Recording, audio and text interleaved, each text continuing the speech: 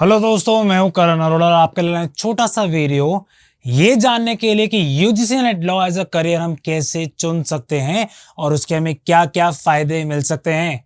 अच्छा, लॉ के बाद अगर हम सोचेंगे कि हम क्या क्या कर सकते हैं तो काफी लोगों ने सोचा होगा कि उनका प्राइमरी मोटिव होता है कि वो लिटिगेशन करेंगे, आप कोर्ट में जाके प्रैक्टिस करेंगे, उसको हम लिटिगेशन बोलते हैं। तो लॉ के बाद भी काफी सारे ऑप्शंस होते हैं आपके पास। आप लॉ कॉलेज के अंदर अपने मूट कोर्ट्स करते हैं, उसके अलावा जो मूट कोर्ट्स में एक्चुअल में आप लिटिगेशन करते हैं आप उसमें जाना चाहते हैं। सबके दिमाग में सिर्फ यही रहता है कि मैं लॉ करके लिटिगेशन करूंगा, अपनी प्राइवेट प्रैक्टिस शुरू करूंगा। लेकिन लिटिगेशन के साथ साथ उसके कई नुकसान भी होते हैं। अगर आप फर्स्ट जनरेशन लॉयर हैं, अगर आपके घर में पहले से ही कोई लॉयर नहीं है, तो एक प्राइवेट प्रैक्टिस एस्टैब्लिश करना शायद शायद सबसे मुश्किल काम है। शायद सबसे मुश्किल कहते हैं कि एक एम्प्लॉयमेंट, जॉब, प्रोफेशन या बिजनेस सबसे कोई मुश्किल होगा तो वो एक प्राइवेट प्रैक्टिस को शुरू करना होगा। अगर मैं बात करूं सेकंड और थर्ड जनरेशन लॉयर्स की, उनको काफी हद तक अपने घर से हेल्प मिल जाती है। लेकिन as a first generation lawyer, अगर आपने किसी अच्छी जगह पे इंटर्नशिप नहीं करा, या तो आप किसी बड़े लॉयर के नीचे इंटर्नशिप कर लीजिए, तब तो आपको अच्छा अपना सस्टेनेंस के अलाउंस भी मिल जाएगा और आप अपनी प्राइवेट प्रैक्टिस भी शुरू कर पाएंगे। अगर ऐसा नहीं हो पाता, जो ज्यादातर बच्चों के साथ नहीं हो पाता, तब आपका प्राइवेट प्रैक्टिस शुरू करना शायद सबसे मुश्किल काम है। तो आप लोगों को अपने दिमाग में ये भी चीजें रखनी होती है कि अगर लॉ के बाद हम लिटिगेशन नहीं कर सकते तो हम क्या करेंगे। काफी लोग जाते हैं जॉब के लिए, कि आपने कॉलेज में अपनी प्लेसमेंट में बैठे, जॉब के लिए आपने अप्लाई किया, आपकी जॉब लगे, आप 9 to 5 जॉब कर रहे हैं, आप जॉब कर सकते हैं, वो भी बुरा ऑप्शन नहीं है। अब आपके पास क्या क्या ऑप्शंस रहते हैं, आप लिटिगेशन में जा सकते हैं, अपनी प्राइवेट प्रैक्टिस शुरू कर सकते हैं, आप जॉब कर सकते हैं, और सबसे एक इंपॉर्टेंट, आजकल जो शायद सबके दिलों का, शायद कहते हैं ना, चहिता जो प्रोफेशन चल रहा है, वो चल रहा है जुडिशरी का। क्या आप जुडिशरी का एग्जाम दे सकते हैं, जुडिशरी में जा सकते हैं और आप एक जज बन सकते हैं। आप ये भी कर सकते हैं, डिफरेंट डिफरेंट स्टेट्स के अलग अलग जुडिशरी एग्जाम निकलते हैं, लेकिन उस पे मेंटल प्रेशर बहुत होता है, आपको बहुत पढ़ाई करनी पड़ती है। उसी तरीके से आपका यूपीएससी भी है, लॉ करने के बाद लोग यूपीएससी भी करते हैं। लेकिन अगर आप इन सब में से कुछ नहीं चुनना चाहते तो आपके पास एक और ऑप्शन होता है। एक ऑप्शन आपके पास होता है एकेडमिक्स का, कि आप टीचिंग लाइन में जा सकते हैं, आप टीचिंग शुरू कर सकते हैं, आप एकेडमिक्स कोई प्रोफेसर बन सकते हैं। अगर आपको एकेडमिक्स में जाना है तो आपको उसका टॉप एम करना चाहिए। अगर अब मैं टॉप एम करने की बात करूं तो उसमें आपको चाहिए होता है यूजीसी नेट लॉ का एग्जामिनेशन आपको क्लियर करना होता है। अब जनरली एक ही दुविधा में फंसा होता है एक लॉ करने के बाद, क्योंकि नॉलेज नहीं होती है हमें। ये दुविधा क्या होती है? ये दुविधा ये होती है कि हम जॉब करें या हम जज बने या हम अपनी प्राइवेट प्रैक्टिस शुरू करें। इसके अलावा कोई सोचता ही नहीं कि हम एकेडमिक्स में भी जा सकते हैं, हम अपना टीचिंग लाइन में भी करियर बना सकते हैं। तो यूजीसी नेट लॉ आपकी टीचिंग को और भी पुख्ता करता है, आपके टीचिंग करियर को एक नए लेवल पे लेके जाता है। अगर आपको टॉप एम करना है अपने टीचिंग लेवल, टीचिंग करियर का, तो आपको यूजीसी नेट लॉ क्लियर करना आपके लिए बहुत ही जरूरी है। एक तस्वीर मैंने आपके लिए निकाली है। ये तस्वीर है आपकी कि कैसे प्रैक्टिस चलती है, प्राइवेट प्रैक्टिस चलती है डिस्ट्रिक्ट कोर्ट्स के अंदर, कि कैसे लॉयर्स जाते हैं।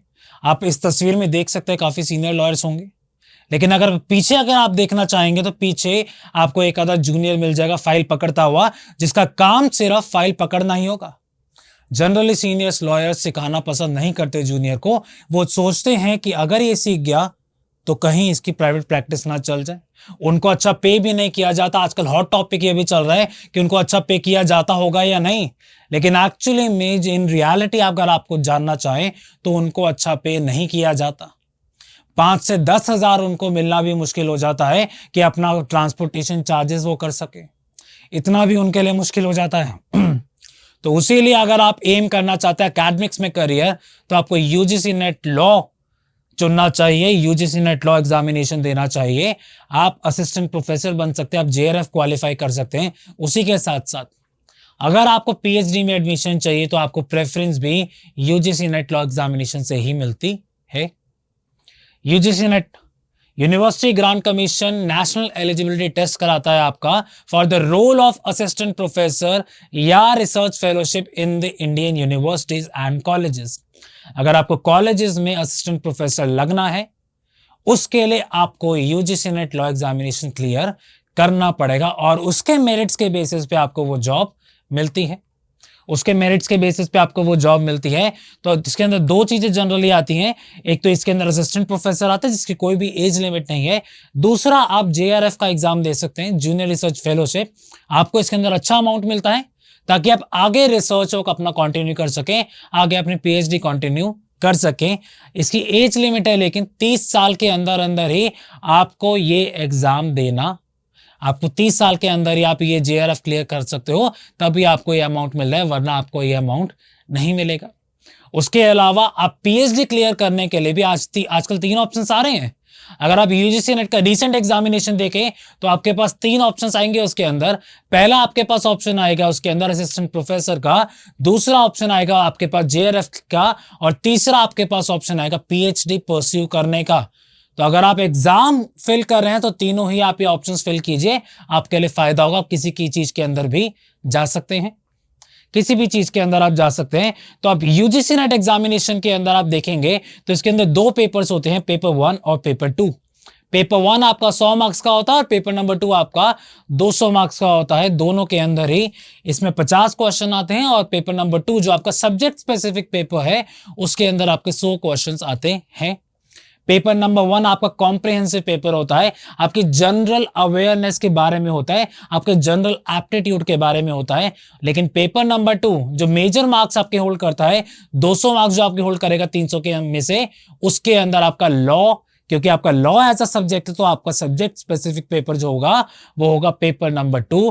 कोई भी इसके अंदर नेगेटिव मार्किंग नहीं होती।